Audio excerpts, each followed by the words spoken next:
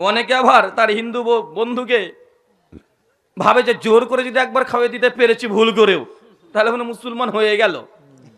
ভাই, গরু মাংস খাওয়ার সঙ্গে মুসলমান হিন্দুর কোনো সম্পর্ক নাই। গরু জাস্ট একটা অ্যানিমাল, একটা প্রাণী, হালাল খাবার। গরুর যা মূল্য ইসলামে, ছাগলের মূল্য তাই, মুরগির মূল্য তাই, মাছের মূল্য তাই। গরু মাংস খায় তাহলে সে ভালো মুসলমান? কোরআন বা হাদিস বা ফিকার কোনো গ্রন্থে এ কথা লেখা নাই। কেউ যদি গরু কি তো দূর কি বাত, কেউ যদি ছাগলের মাংস না খায়, কোনো মাংসই না খায়, শুধু নিরামিষ খায়, ভেজিটেরিয়ান, শুধু শাকসবজি খায়, তারপরে সে একজন ভালো মুসলমান হতে পারবে। ভালো মুসলমান হওয়ার জন্য গরু বা ছাগল খেতে হবে। ইসলামের শরীয়তে এর কোনো একটা হাদিস তো দূরের কথা, কোনো কথাই নেই। এগুলো কথা কি বুঝতে পারলেন? অনেক মানুষ মনে করে যে মুসলমানরা গরু খাবে তবেই মুসলমান, হিন্দুরা শুয়োর খাবে তবেই হিন্দু। দুটোই গন্ড মূর্খ।